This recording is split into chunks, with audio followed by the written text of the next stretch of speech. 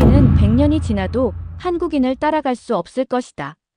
파리 올림픽의 충격적 진실과 한국인의 특별함. 대체 그녀가 목격한 한국인의 특별함은 무엇이었을까? 안녕하세요. 여기 파리 올림픽을 취재하는 독일 기자로부터 사연이 도착했습니다. 그 기자는 파리 올림픽을 취재하는 동안 여러 나라에서 온 관광객들을 만나며 한국인들은 정말 특별하다고 이야기하는데요. 대체 이 기자가 이야기하는 한국인들의 특별함이 무엇일지 오늘 사연 바로 만나보겠습니다. 안녕하세요. 저는 독일 도이체 퍼스펙티브에서 일하는 기자 한나 베버입니다. 저는 독일뿐 아니라 전 세계의 중요한 이슈와 사건에 대해 보도하고 있죠. 저는 요즘 국제적인 문화에 관해 기사를 쓰고 있는데 이번에 파리 올림픽 기사를 담당하게 되었어요. 처음에 편집장님이 저를 불러 파리를 가라고 했을 때 저는 너무나 행복했습니다. 전 세계적인 올림픽 기사를 보도할 생각에 설레임과 흥미가 가득했었거든요. 그러나 파리에 도착하고 취재를 시작하면서 이건 아니다라는 생각이 여러 번 들기 시작했어요. 파리 시민들은 올림픽에 대한 기대감보다는 부정적인 시각으로 바라보는 시민들이 더 많았고 광장 곳곳에는 올림픽 오지 말라는 슬로건을 들고 시위를 하는 시민들도 볼 수 있었어요. 파리 관광청은 올림픽 기간 동안 관광객이 1,600만 명이 찾아올 것이라고 예상을 했고 관광객들을 위해 파리 시민들을 희생시키고 있었죠.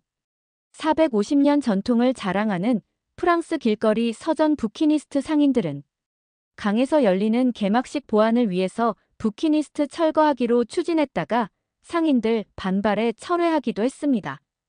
그뿐 아니라 노숙자들이 거주하는 쉼터의 거주민을 강제로 이주시키고 그 시설들을 올림픽 관련 시설로 운영하려고 준비하고 있었어요. 파리 올림픽 기간 동안 1만 2천 명이 넘는 노숙자들이 강제로 추방당했어요. 파리 외곽에 위치한 센생드니주 봉기는 아프리카 이민자의 비율이 50% 넘는 지역인데 이곳의 이민자들도 올림픽 선수촌 건설을 이유로 강제 이주를 당했죠. 파리의 상징인 센느강은 산업화와 인구 증가로 각종 오수와 산업, 해수가 흘러들어 물고기 한 마리도 살지 못할 정도로 수질 오염이 심각해서 수영이 금지된 곳이지만 파리 올림픽 조직위원회에서 이곳에서 수영 경기를 치르기 위해 2조 원 넘게 쏟아부었습니다. 파리 시장은 파리의 부사장이 센느강에 입수하는 영상을 SNS 게시하며 올림픽 덕분에 2025년부터 센느강에서 모두 수영을 할 수 있게 될 것이라며 글을 남기기도 했어요. 하지만 올 초 수질 모니터링 단체에서 대회가 열리는 센느강의 14개 시료를 채취해 세균 농도를 분석했고 14개 중 13개의 시료에서 기준치를 훌쩍 넘는 세균이 검출되었다고 발표를 했습니다. 센느강의 수질 논란이 끊이질 않자 마크롱 대통령은 직접 센느강에서 수영을 하겠다는 이야기를 했는데요. 그러자 많은 파리 시민들은 SNS상에서 마크롱 대통령이 수영을 하는 날 센느강에 똥을 싸겠다 라는 해시태그를 올리기도 했죠. 결국 마크롱 대통령은 센느강에서 수영을 하지 않았습니다. 7월 초까지도 강 일부 지역에서는 높은 대장균 수치가 나왔는데 현재는 얼마나 수질이 개선되었는지 정확한 수치를 공개하지 않고 있죠. 취재 중 시위하는 시민들을 만날 수 있었는데 그중 한 명은 전 세계에서 외국인 관광객들이 몰려오면 물가 급등과 교통 대란, 숙소 대란뿐 아니라 테러까지 우려된다고 걱정하고 있었어요. 취재 당시에는 설마 그럴까? 라고 생각이 들기도 했는데 그 말은 결국 현실이 되었어요. 파리 올림픽이 다가오면서 주요 관광지인 에펠탑과 루브르 박물관 입장료도 30% 인상하고 있고 올림픽 기간 동안 지하철 운임은 2배로 인상이 되는 것으로 결정이 되었죠. 관광객들에게 교통 혼잡 비용을 부과하겠다는 것인데 그 결과 파리의 비행편 호텔의 예매율은 떨어지고 있습니다. 오히려 전년과 비교해서 예매율이 많이 줄어들고 있는 게 현실이죠. 현재 파리 시내는 관광지 중심이 철제 펜스로 가려져 있어 정작 관광객들은 파리에 와도 파리의 명물을 가까이에서 보기 힘든 실정입니다. 최근에 파리를 관광하러 온 관광객들을 취재하는데 그들은 곳곳에 처있는 펜스와 유명 관광지에 가까이 가기 위해서는 식당, 레스토랑을 이용할 수밖에 없는 것에 불만을 표하고 있었죠. 그리고 중동과 우크라이나에서 전쟁이 벌어지며 각종 무장단체들의 테러 위험에 시내 곳곳에는 중무장한 경찰과 헌병 경비대가 돌아다니고 특정 구역을 입장하기 위해서는 QR코드 형태의 통행증을 미리 발급받아야 해요. 프랑스 경찰은 올림픽 개막 당일 약 4, 5천 명의 인력이 투입될 예정이라고 밝히기도 했습니다. 문제는 파리에 거주하고 있는 시민들까지도 QR코드 통행증을 발급받아야 돼서 시민들의 불만은 최고에 달하고 있는 게 현실이에요. 이번 파리 올림픽은 시작 전부터 말도 많고 탈도 많았던 올림픽이라 여러 기자들이 모인 장소에서 제대로 파리 올림픽이 진행될 수 있는지에 대한 불안감을 이야기하는 것도 볼 수 있었어요. 누가 봐도 파리 올림픽은 문제가 많아 보였거든요. 프랑스에서는 이번 파리 올림픽을 친환경 올림픽으로 하겠다고 홍보를 했는데요. 지금까지 하계 올림픽을 보면 이산화탄소 배출량이 평균 350만 톤 정도 됩니다. 하지만 프랑스는 150만 톤 이상 배출하지 않기로 계획을 하고 있죠. 그래서 프랑스 베르사유 궁전에서 승마 경기를 진행하고 에펠탑 앞에 샹드마르스 광장에서 비치 발리볼 경기를 계획하고 있어요. 올림픽을 위해 짓는 경기장은 상트르 아쿠아티크 딱 그곳뿐입니다. 경기장의 90% 이상을 기존의 시설이나 임시시설로 사용된다고 이야기하고 있어요. 문제는 경기장만이 아닙니다. 파리 올림픽 선수촌에는 에어컨이 없습니다. 파리 올림픽 조직위원회는 건물의 크기와 배치를 다양하게 해서 공기 순환을 촉진하는 자연 냉각을 유도하고 냉각 시스템을 활용하면 내부의 온도가 외부보다 6도 이상 낮게 유지될 수 있다고 밝혔습니다. 하지만 7월에 파리의 기온은 100년 전 파리 올림픽보다 평균 기온이 3.1도 올랐고 지난해 프랑스에서는 최고 43도까지 온도가 올라서 지금까지 약 14,000명이 온열 질환으로 사망했을 정도로 파리는 유럽 내에서도 폭염에 취약한 도시입니다. 한 비영리 단체에서 발간한 보고서에는 이번 파리 올림픽 기간 동안 평균 기온을 34도로 예측했는데요. 이 수치는 역사상 가장 더운 올림픽으로 기록된 2020년 도쿄 올림픽보다 더 높습니다. 제가 기사를 쓰기 위해 파리에 여러 번 방문하는데 7월부터 한낮에는 돌아다니는 것도 힘들고 낮에는 숙소에서조차 에어컨을 켜지 않으면 더워서 견디기가 힘들 정도예요. 이런 도시에서 에어컨 없이 자연 냉각으로 버티면 선수들의 건강이 우려될 수밖에 없는 현실이죠. 이 와중에 예산이 많은 일부 나라들은 자국 선수들에게 이동형 에어컨을 지원하기로 하면서 논란이 되고 있습니다. 하지만 예산 부족으로 에어컨을 지급할 수 없는 나라들도 있어서 전 세계의 축제가 아닌 나라별 빈부격차를 부각시키고 빈부격차에 따라 경기 결과와 선수들 건강에 영향을 미칠 수 있다는 이야기가 나오고 있어요. 이 모든 사태들을 알게 되면서 제가 아닌 누가 봐도 이번 파리 올림픽은 망했다라고 생각할 수밖에 없었어요. 파리 올림픽 조직위원회는 이에 대비하기 위해 한국을 끌어들였습니다. 바로 한국의 BTS 멤버 진을 올림픽 성화 릴레이 주자로 투입해서 축제 분위기를 만들려고 한 것이었죠. 처음에 진이 프랑스에 온다는 소식을 들었을 때 오랜만에 파리 올림픽 조직위원회가 어떻게 이런 귀한 분을 초대한 건지 어안이 벙벙할 정도였어요. 당연히 유럽 각국에서 온 기자들도 진을 성화 주자로 초대한 것에 대해 칭찬 일색이었어요. 취재를 하면서 도무지 웃는 기자를 볼 수 없었는데 진의 이야기를 할 때는 모두가 입가에 미소가 가득해 보였죠. BTS 멤버 진의 인기는 프랑스뿐 아니라 전 세계에서 불타올랐고 당연히 올림픽의 분위기는 달아오를 수밖에 없었죠. 아침 일찍 성화봉송이 예정된 루브르 광장을 방문했는데 엄청난 인파에 깜짝 놀랐어요. 일찍 갔다고 생각했는데 이미 루브르 박물관 앞에는 사람들이 가득해서 인파를 헤치고 앞으로 걸어가는 것도 힘들 정도였죠. 이 정도로 많은 사람들이 몰릴 것이라고는 생각도 못했거든요.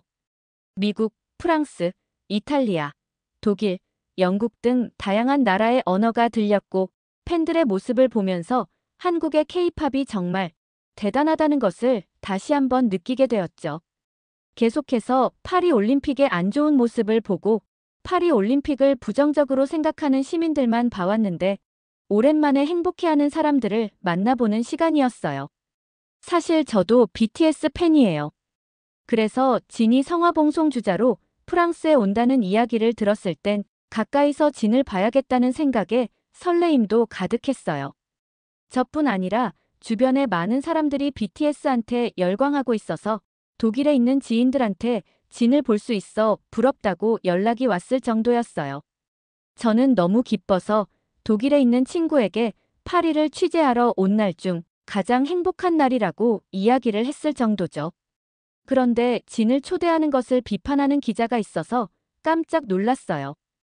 일본에서 온 기자는 대체 프랑스 올림픽에 BTS 멤버 진이 여기를 왜 왔냐고 강하게 이야기를 하며 한국 정부가 분명히 한국을 알리기 위해 스폰했을 것이라고 이야기하더라고요.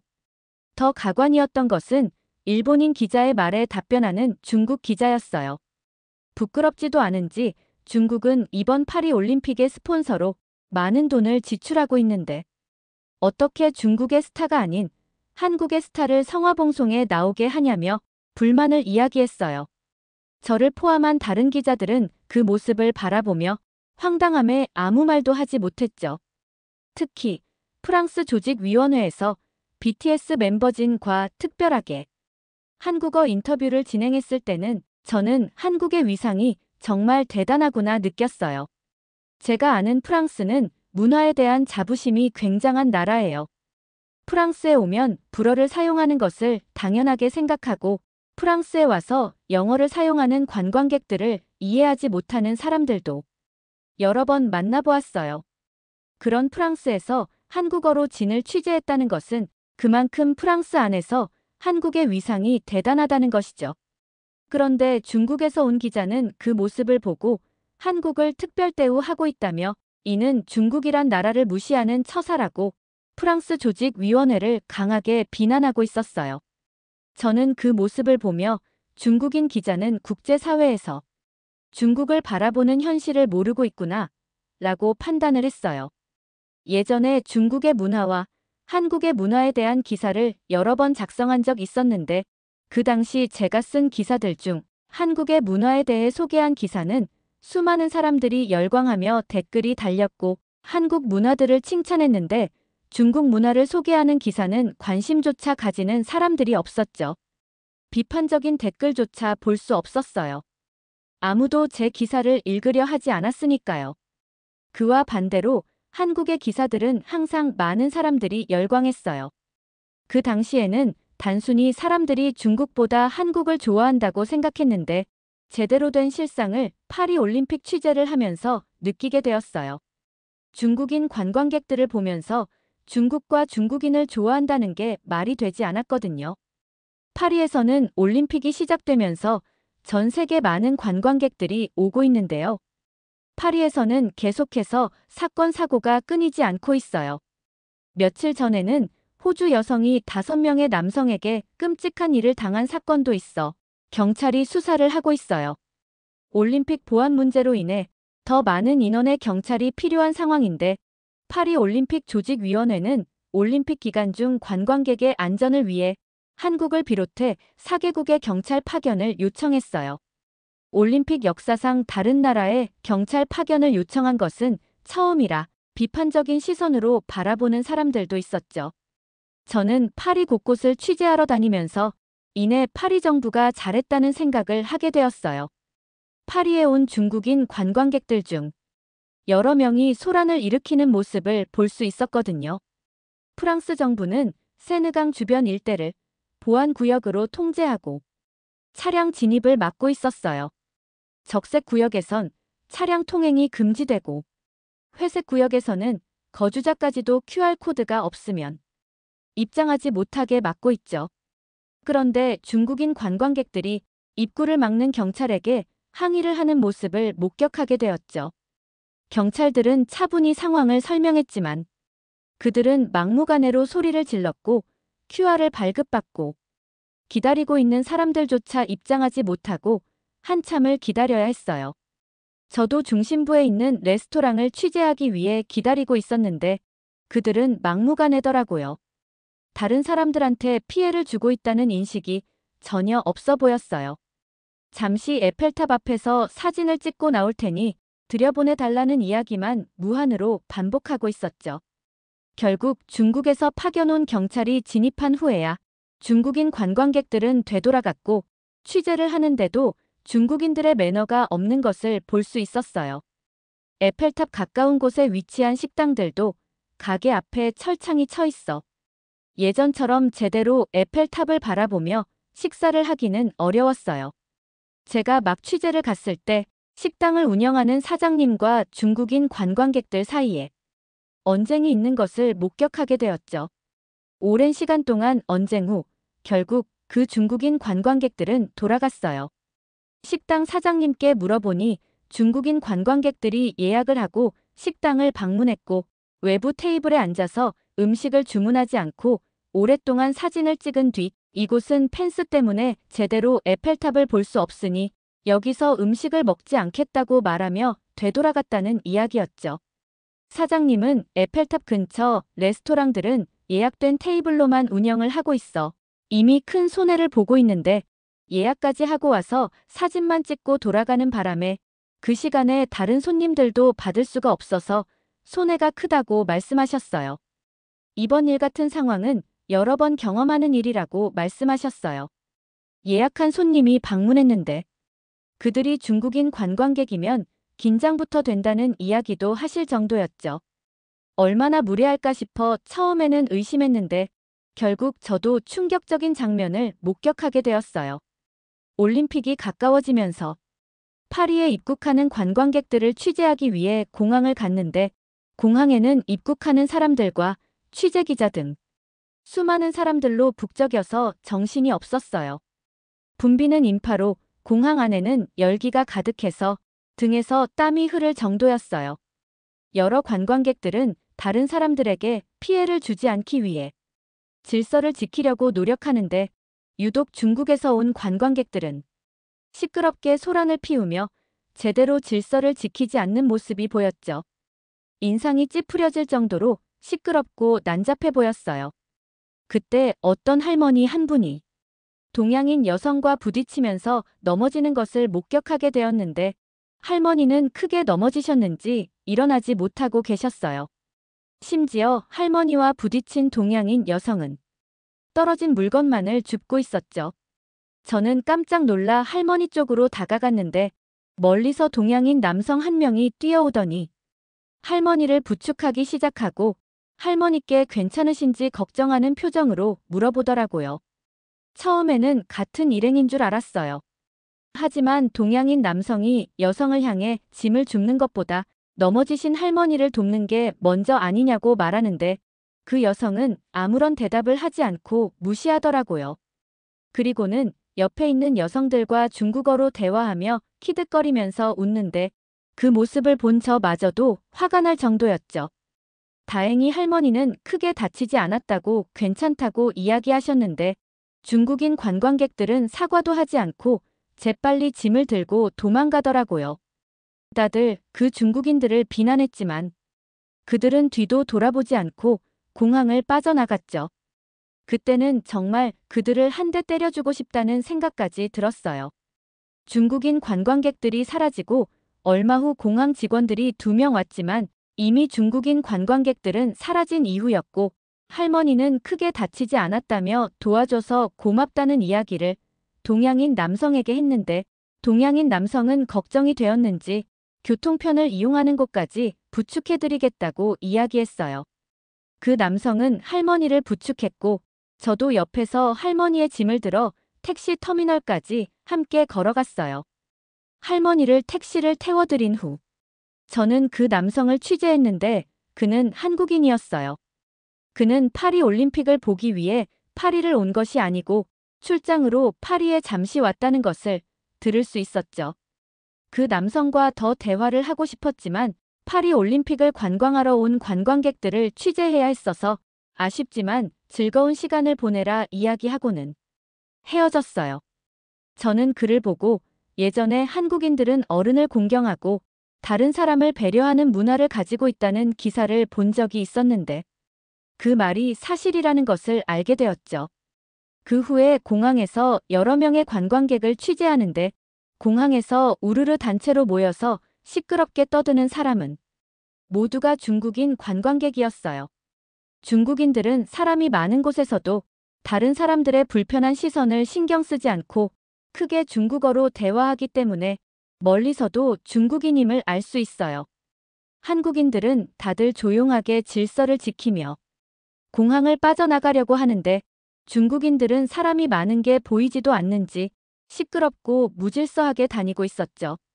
저는 여러 명을 취재하며 공항을 돌아다니던 중 중국인 관광객 한 명을 보고 경악을 하고 말았어요. 그는 먹고 있던 음료수병을 바닥에 휙 던지더라고요. 제가 경악할 수밖에 없었던 이유가 뭔지 말씀드릴까요? 그 남성이 쓰레기를 버린 곳에서 불과 2m도 떨어지지 않은 곳에 쓰레기통이 있었거든요. 파리 올림픽을 취재하기 전까지 저는 중국은 경제적으로도 대국이고 문화적으로도 깊은 역사를 가지고 있는데 왜 사람들은 중국에 관심이 없을까? 라는 생각을 잠시 했던 적이 있어요. 하지만 여러 중국인들을 보면서 오히려 관심을 가지는 게 말도 안 된다는 생각을 하게 되었죠. 얼마 전 중국에서 한국의 단복을 더 글로리라는 드라마의 출연자 중 한 명인 연진이의 죄수복을 조롱했다는 이야기를 들을 수 있었는데요.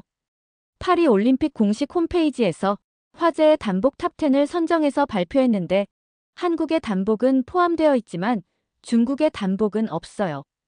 중국의 단복은 사람들에게 관심조차 받지 못해서 한국의 단복이 부러워서 조롱하는 건가 싶은 생각이 들 지경이죠.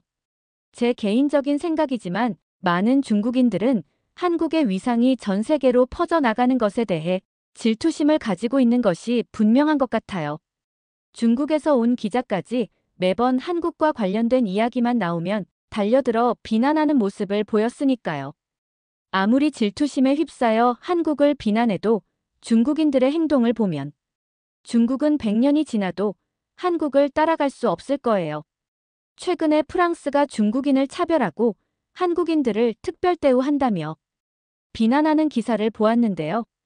프랑스가 중국을 차별하고 한국을 특별 대우를 하는 것이 아니라 공항에서 본 중국인과 한국인의 모습만 봐도 한국인이 특별할 수밖에 없다는 생각이 드네요. 중국인들은 본인들이 왜 다른 나라에서 좋지 않은 대접을 받는지 스스로 가슴 깊이 생각해 보았으면 합니다. 그리고 제가 파리 올림픽과 관련해서 너무 안 좋은 이야기만 말씀드린 것 같은데요. 이번 파리 올림픽에서 앞으로 기대되는 몇 가지도 간단하게 말씀드릴게요. 이번에 파리 올림픽 개회식은 올림픽 최초로 세느강을 따라 야외 개식이 열리는데요. 각국의 대표단들이 세느강에서 수상 행진을 하는 모습은 정말 아름다울 것 같아요.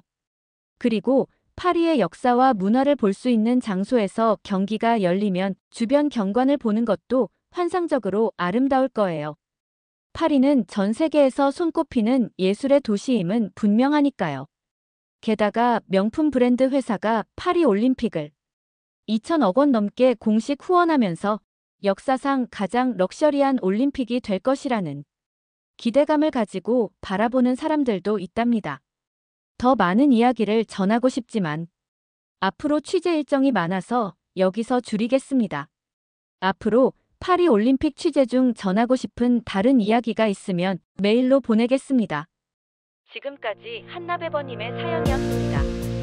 사연을 보며 파리 올림픽으로 인해 많은 사건 사고가 있다는 것을 알게 되었고 여러 가지 파리의 상황들을 알게 되었는데요. 전 세계인이 축제가 되는 파리 올림픽인 만큼 성공적인 올림픽이 되었으면 하는 바람입니다. 사연 보내주셔서 너무 감사합니다. 오늘 사연이 즐거우셨다면 구독과 좋아요, 알림 설정까지 부탁드립니다. 더 재미있는 사연으로 돌아오겠습니다.